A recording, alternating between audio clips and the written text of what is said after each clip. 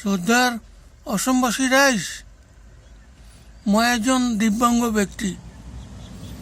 ফেচবুকত ইউটিউবত নেতাসকলৰ ভাষণ শুনাই মোৰ একমাত্ৰ হবি।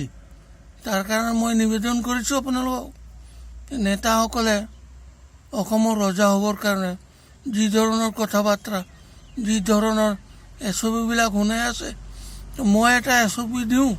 আপোনালোকৰ মনোভূত হ'লে মোক কংগ্ৰেছৰ পৰা উপদেষ্টা বনাই, মোৰ ল'ৰাক হোজাইৰ পৰা বিধায়ক বনাই CM বনাই দিয়ক। কি কি সুবিধা পাব জানি লওক।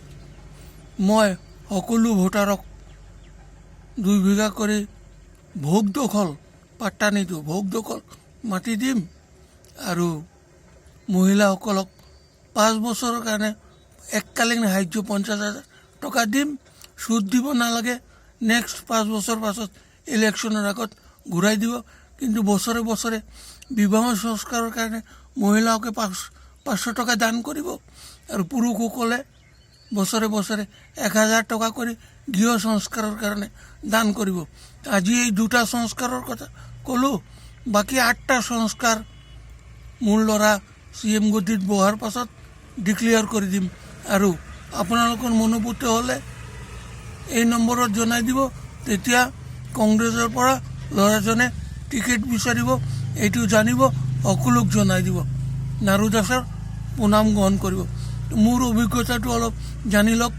আজিলৈকে ভাৰতবৰ্ষত এনেকুৱা কোনো নেতা ওলাইছে নেকি, বা এনেকুৱা কোনো প্ৰজা ওলাইছে নেকি, যোনে নেকি 10 লাখ ৰাইজক 20 কিলো চাউল মাগনা খুৱাইছে নিজৰ ব্ৰেইনেৰে? না ৰজা, না নেতা লিডাৰ।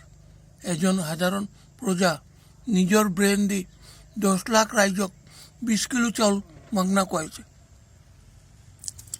আজিকালিতো মোদীজীয়ে 5 কিলো চাউল মাগনা খুৱাই আছে, প্ৰতি ঘৰৰ পৰা 3000 টকা লৈ পেলাই। গতিকে এই নাৰু দাসে কংগ্ৰেছৰ আমোলত 10 লাখ ৰাইজক 20 কিলো চাউল মাগনা খুৱাইছে। তাৰ ফৰ্মুলাটো কি জানিবলৈ হ'লে পশ্চিম কাৰ্বি আংলং গিলানী নিমগাছ তলত আহি জানি যাব পাৰে। সকলো কথাটো জনাই দিব লাগে। মোৰ ল'ৰাক যদি CM বনায়, তেওঁ কি কি ৰাজ্যৰ সেৱা কৰি দিব। তাৰ উপদেষ্টা দেউতা নিজে থাকিব।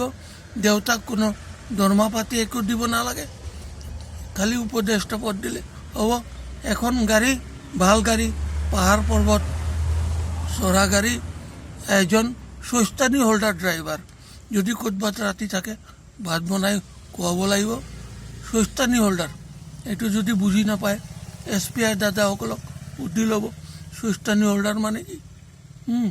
গতিকে মোৰ গাড়ীতে মোৰ ডেগাৰেই পাতিল থাকিব, য'তে ৰাতি তাতে কাটি কৰি মই গাঁৱে গাঁৱে ঘূৰি ৰাইজৰ সেৱা কৰি দিম বুলি ভাবিছোঁ। এই বুঢ়া বয়সতনো ক'তনো যাম। গতিকে এইটো কৰিয়েই বিদায় ল'ম বুলি ভাবিছোঁ। তাৰ কাৰণে সকলো ৰাইজক জনাই দিব। যদি আপোনালোকৰ মনোভূত হয়, মোৰ ল'ৰাক টিকেট লোৱাই দি মই অলপ ৰাইজৰ সেৱা কৰিব বিচাৰিছোঁ। প্ৰণাম ল'ব আৰু ইতি নাৰু।